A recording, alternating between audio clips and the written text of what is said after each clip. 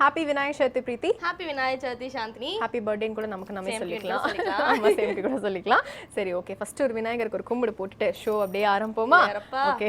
So வந்து முதற் கடவுள் அப்படின்னு சொல்லுவாங்க இல்லையா விநாயகரை. ஸோ எந்த ஒரு வேலையை வந்து தொடங்கணும் அப்படின்னாலும் நம்ம ஹிந்து ரிலீஜன்ல பொதுவாக வந்து விநாயகரை கும்பிட்டுட்டு ஆரம்பிச்சோம் அப்படின்னா அந்த வேலை வந்து ரொம்ப சிறப்பா தடங்களே இல்லாம வந்து நடக்கும் அப்படின்ற மாதிரி சொல்லுவாங்க. ஆமா. ஸோ வந்து ரீஸ்டார்ட் பண்ற மாதிரி நம்ம புத்தம் புது காலைக்கு அவருக்கு அப்படியே ஒரு அப்ளிகேஷன் போட்டோம் அந்த கும்பிடு மூலமா. இன்னைக்கு அவரோட பர்த்டே அப்படின்றதுனால பர்த்டே சாங் பாட போறோமா? இல்ல பர்த்டே சாங் நம்ம பாட போறது கிடையாது. அவருக்கு புரியும் புரியாது, அவர் ஏஞ்சு கை தட்ட போறது கிடையாது. அவர் கேட்க ஆல் லாங்குவேஜ் என்ன நினைச்சீங்க?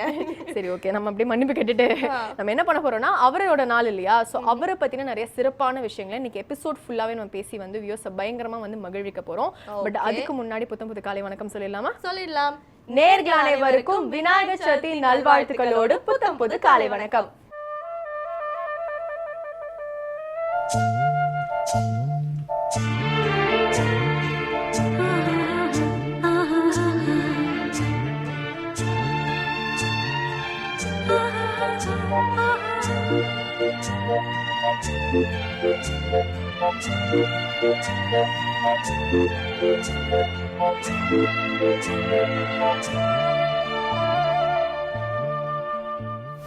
சாந்தினி, நம்ம விநாயகரை பத்தி தான் பேச போறோம். பட் அதுக்கு முன்னாடி வந்து யானைகளை பத்தி சொல்ல போறேன். சோ யானையோட தலை இருக்கு பாத்தீங்களா, அதுக்கு வந்து நிறைய சக்தி இருக்கு அப்படின்றாங்க. அதுக்கு என்னன்னு பாத்தீங்கன்னா கர்ம சக்தி இருக்கு, ஞான சக்தி இருக்கு அப்படின்னு சொல்றாங்க. சோ இது ரெண்டுமே எதுக்கு உதவும் அப்படின்னு பாத்தீங்கன்னா ஞானம்னா நமக்கு தெரியும் இல்லையா, விஸ்டம். சோ நம்ம எல்லாருக்குமே நல்ல புத்தி நல்ல படிப்பு இருக்கிறதுக்கு அது உதவுது அப்படின்றாங்க. அது மட்டும் இல்லாம கர்ம சக்தி என்ன அப்படின்னு பாத்தீங்கன்னா விடாமுயற்சி. எந்த ஒரு காரியம் நம்ம பண்ணும் போதும் மனம் தளராம நம்ம செஞ்சோம்னா அது சக்சஸ்ல போய் முடியும் அப்படின்னு சொல்ல வராங்க. அண்ட் அது மட்டும் இல்லாம யானைக்கு இன்னொரு சக்தி என்ன, இன்னொரு சூப்பரான குவாலிட்டி என்ன அப்படின்னு பாத்தீங்கன்னா அவங்க நடந்து போகும்போது வழியில ஏதாவது தடங்கள் ஏதாவது அப்சக்கல் இருந்துச்சுன்னா என்ன பண்ணுவாங்களா, அதை தகர்த்து எறிஞ்சு உடைச்சிட்டு நடந்து போவாங்க. அவ்வளவு பவர். எஸ், நம்ம வந்து சொல்லுவோம்ல தலகுனியாம நடந்து போறவங்கப்பா அப்படின்னு மனுஷங்களை சொல்றோம்ல, அந்த மாதிரி யானை வந்து என்னன்னா எங்கேயும் வழி மாறாம நேரானா நான் நேரா தான் போவேன், எனக்கு இதுதான் பிடிச்சிருக்குன்னு சொல்லி ஸ்ட்ரைட் ஃபார்வர்டா இருக்கு அப்படின்னு சொல்றாங்க. சோ அதனாலதான் நம்ம விநாயகருக்கு வந்து யானை முகம் இருக்கு.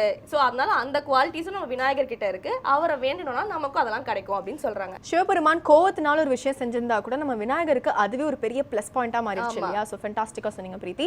அடுத்ததா இன்னைக்கான சூரியோதயம் பார்க்க வேண்டிய டைம் வந்துருச்சு. பாத்துடலாமா? பாத்துடலாம். இது சூரியோதயம்.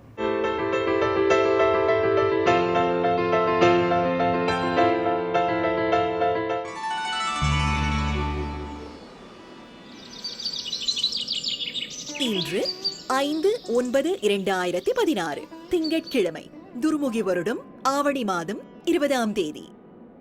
இன்று சூரியோதயம் 6:02. ராகு காலம் காலை 7:30 மணி முதல் 9 மணி வரை. யமகண்டம் காலை 10:30 மணி முதல் 12 மணி வரை. குளிகன் பகல் 1:30 மணி முதல் 3 மணி வரை. திதி சதுர்த்தி. நட்சத்திரம் சித்திரை. சுப ஓரைகள் காலை 6 மணி முதல் 7 மணி வரை, 11 மணி முதல் 1 மணி வரை, மாலை 3 மணி முதல் 4 மணி வரை. யோகம் சித்த அமிர்த யோகங்கள். சந்திராஷ்டமம் மீன ராசிக்கு. பிரீத்தி, பொதுவா வந்து பிள்ளையாரோட அந்த ஸ்ட்ரக்சர் பத்தி ஃபர்ஸ்ட் நம்ம பேசுவோம். சோ அதுக்கே வந்து நிறைய விதமான மீனிங் இருக்கு அப்படின்ற மாதிரி சொல்றாங்க. நீ முதல்ல தலையை பத்தி பேசினே இல்லையா. சோ இப்போ ஃபர்ஸ்ட் வந்து நம்ம பெல்லி, அதாவது தொப்பை. சோ தொப்பை வந்து ஒரு சில பேர் சொல்வாங்க அவரை தொப்பை இருக்கிற விநாயகரை வந்து பார்த்தோம் அப்படின்னா வந்து செல்வம் வந்து செழிக்கும். எனக்கு தெரிஞ்சு எல்லா பிள்ளையாருக்குமே தொப்பை இருக்குமே. அதுதான் சொல்றேன், எப்பவுமே தொப்பை இருக்கிற ஒரு தெய்வத்தை பார்த்துட்டு வந்தோம் அப்படின்னா, அதாவது லாஃபிங் புத்தா கூட பாத்தீங்கன்னா தொப்பை இருக்கும். சோ பேசிக்கலி வந்து ஒரு பெரிய செல்வம் வந்து வீட்டுக்கு வரும் அப்படின்ற மாதிரி சொல்லுவாங்க. சோ விநாயகரும் அந்த மாதிரி தான் அப்படின்ற மாதிரி சொல்றாங்க. அண்ட் அவரோட கை இருக்கு இல்லையா, சோ அந்த கை வந்து இப்படி இருக்கும் இல்லையா, சோ பிளஸ் பண்றாரு பேசிக்கலி. சோ நான் உனக்கு நான் வந்து ஆமா, சோ உனக்கு நான் ப்ரொடெக்ஷனா இருக்கேன், நான் இருக்கேன், பயப்படாத அப்படின்றது தான் அந்த கைக்கு. அதாவது ரைட் ஹேண்ட் வந்து இப்படி தூக்கி வச்சிருக்காரு இல்லையா, சோ அதுக்கு அதான் அர்த்தம். அண்ட் லெஃப்ட் ஹேண்ட் பாத்தீங்கன்னா தொப்புக்குள்ள இப்படி வச்சிருப்பாரு. ஓகே, போஸ் கொடுத்திருக்காரு. ஆமா, போஸ் கொடுத்திருக்காரு. நல்லா ஆசமா வந்து அப்பவே போட்டோ போஸ் கொடுக்குற மாதிரி கொடுத்திருக்காரு. சோ அது என்ன அப்படின்னா, என்னோட தொப்பை வந்து உலக மாதிரி, சோ எல்லாருமே இந்த உலகத்துக்குள்ள தான் அடங்குவோம், சோ அதனால எப்பவுமே அடக்கமா இருக்கணும் அப்படின்றது தான் அதுக்கு அர்த்தமா. ஓகே, சோ நம்மலாம் வந்து மாடல் கொடுக்குற போஸ்ன்னு நினைச்சிட்டு இருக்கோம். பட் அவங்களுக்கும் முன்னாடி பிள்ளையார் இந்த போஸை கொடுத்து அதுக்கு ஒரு விளக்கமும் கொடுத்திருக்காரு. ரொம்ப அழகா சொன்னீங்க. இதை தொடர்ந்து நம்ம அடுத்து என்ன பார்க்க போறோம் அப்படின்னு பாத்தீங்கன்னா, நம்ம லலிதாம்பிகைக்கு 1000 பேர்கள் கிட்ட இருக்கு இல்லையா. சோ அதோட பேர் காரணங்களும் சோஸ்திரமும் சொல்றதுக்காக இலக்கிய மேகம் ஸ்ரீனிவாசன் ரெடியா காத்துட்டு இருக்காரு. பாத்துடலாமா? பாத்துடலாம். இது ஸ்ரீ லலிதா சகஸ்ரநாமம்.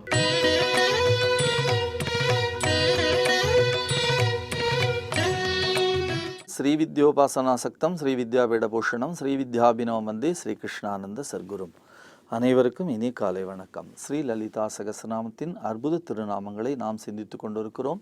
பராசக்தியினுடைய சூக்ஷ்ம வடிவம், மந்திர வடிவமாக இருக்கக்கூடிய அவளுடைய பல்வேறு மகிமைகளை நாம் போற்றி வணங்கி பாராட்டி ஒவ்வொரு விடியற்காலையிலும் அவற்றை நாம் சிந்திக்கக்கூடிய பேற்றினை பெற்றிருக்கின்றோம். அப்படிப்பட்ட அருமையான திருநாமம் ஓம் குலாங்கனாயே நமக. குலமகளாய் இருக்கக்கூடிய தேவிக்கு வணக்கம். அவள் குலமகளாக இருக்கிறாள், கீர்த்தி மிக்கவளாக இருக்கிறாள். அப்படி குலவித்யை என்று சொன்னால் அதற்கு ஸ்ரீவித்யை என்று பெயர். இந்த ஸ்ரீவித்யை உணர்ந்து கொள்ளுதல், ஸ்ரீவித்யை அறிந்து கொள்ளுதல், நாம் தொடர்ந்த திருநாமங்களை அப்படியே சிந்தித்து கொண்டே இருக்கின்றோம். அந்த ஸ்ரீவித்யை உணர்ந்து கொள்ளுதல், அறிந்து கொள்ளுதல் என்பது மிகப்பெரிய பேர். யார் ஒருவருக்கு பிறவியினுடைய நிறைவு பகுதி வருகிறதோ, கடைசி பிறவியாக இருக்கிறதோ, அவர்கள்தான் ஸ்ரீவித்யா வழிபாடு செய்ய முடியும் என்று ஹயக்ரீவர் சொல்லியிருக்கிறார். அப்படி ஸ்ரீவித்யா வழிபாடு இருக்கிறதே, அந்த வழிபாட்டிலே லலிதா சகஸ்ரநாமம், லலிதா திருஷதி, ஸ்ரீசக்கரார்ச்சனையிலே நவாவரண பூஜை, நவாவரண பூஜையிலே பார்த்தால் தொடர்ந்து மகாமேரு பூஜை, பிந்து மத்திம பூஜை என்று ஒவ்வொரு அங்கங்களாக சென்று தன்னையே அந்த ஸ்ரீசக்கரமாக மாற்றிக்கொள்ளக்கூடிய மிகப்பெரிய பேர். அது கோடியிலே ஒருவர் அந்த மிக உயர்ந்த நிலையை அடைகிறார்கள். மிக அழகாக மாணிக்க வாசகர் சொல்லுவார், என்னால் அறியா பதம் தந்தாய், யான் அகுது அறியாதே கெட்டேன், உன்னால் ஒன்றும் குறைவில்லை உடையாய் அடிமைக்காரன்பேன், பன்னாள் உன்னை பணிந்து ஏத்தும் பழைய அடியாருடன் கூடாது என் நாயகமே, பிற்பட்டு இங்கு இருந்தேன் நோய்க்கு விருந்தாயே என்று சொல்லுவார்.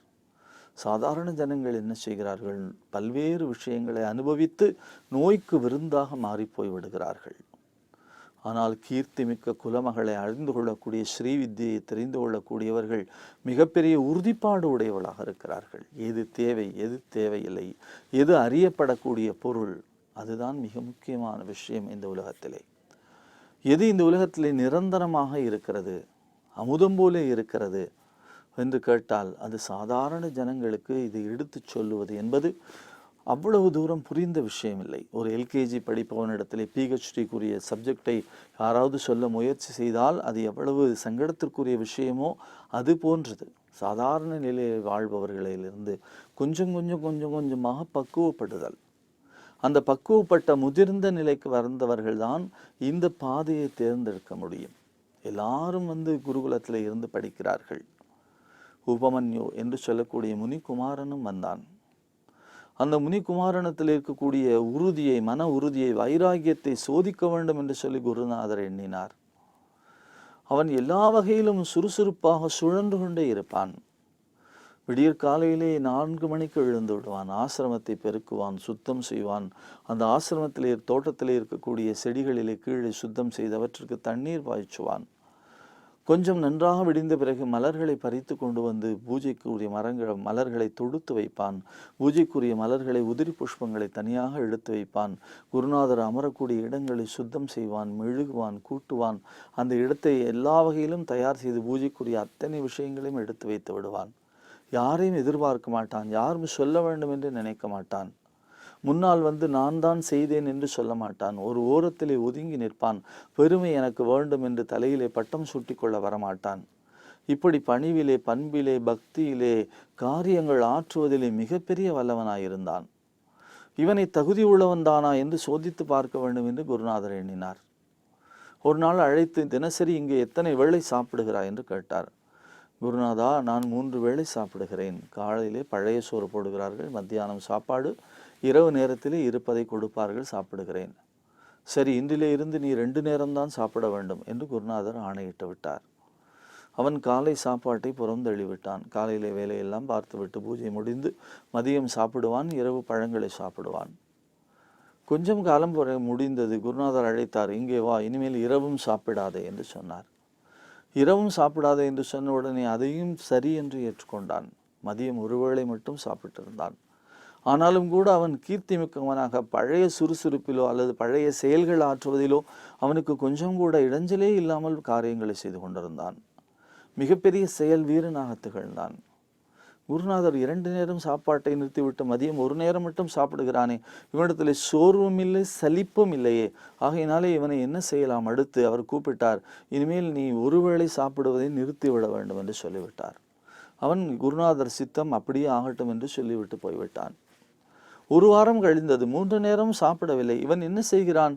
அவனையே அழைத்து கேட்டார். 3 நேரம் உன்னை சாப்பிடக்கூடாது என்று சொல்லிவிட்டேன், நீ எப்படி சோர்வில்லாமல் இருக்கிறாய் என்று கேட்டார். குருநாதா, பூஜைகளெல்லாம் முடித்துவிட்டு நான் பசு கூட்டங்களை அழைத்து சென்று மேய்க்க விடுகின்றேன். மேய்த்து விட்டு திரும்பி வருகிற பொழுது பசு கண்ணுக்குட்டிகள் முட்டியதனாலே பாலை கீழே சொரியும், அந்த சொரியக்கூடிய பாலை பிடித்து சாப்பிட்டு கொண்டு உயிர் வாழ்கிறேன் என்று சொன்னார்.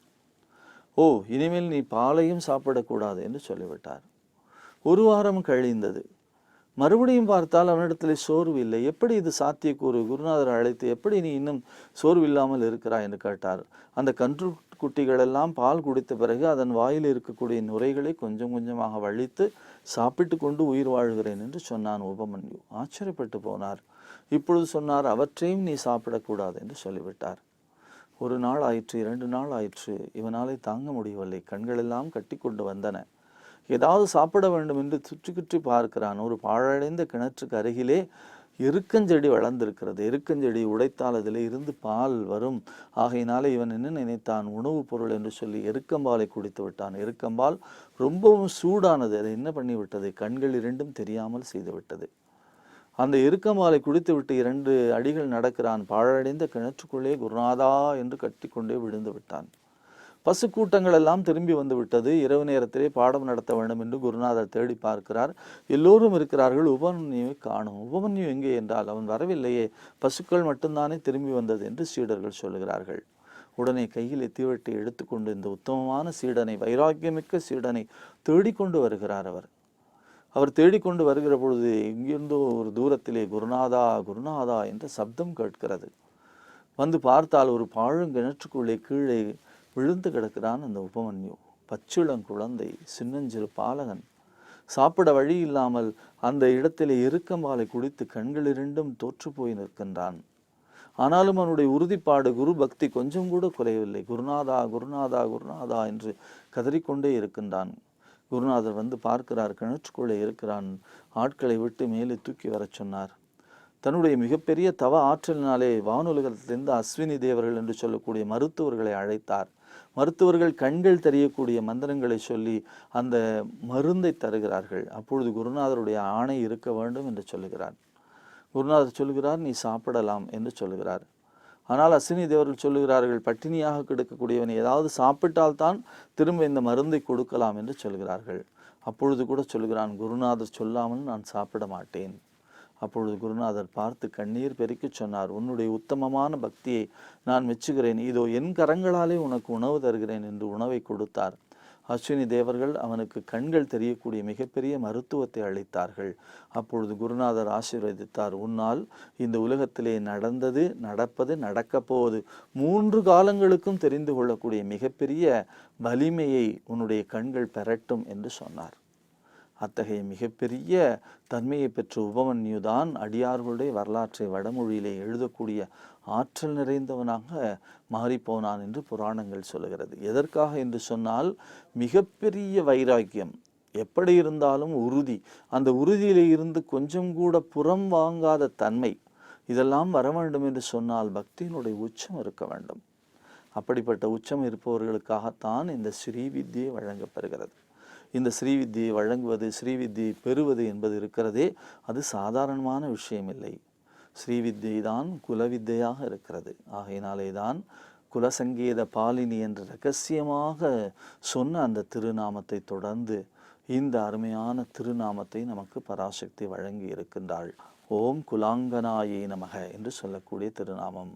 குலமாக இருப்பவள், அந்த குல வித்தையாக இருப்பவளாக இருக்கக்கூடிய பராசக்தியை வணங்கி நாமும் உறுதிப்பாட்டினை கேட்டு, வைராகியத்தை கேட்டு இந்த விடியலிலே பெற்று வெற்றி மிக்கவர்களாக திகழ வேண்டும் என்று பிரார்த்திப்போம்.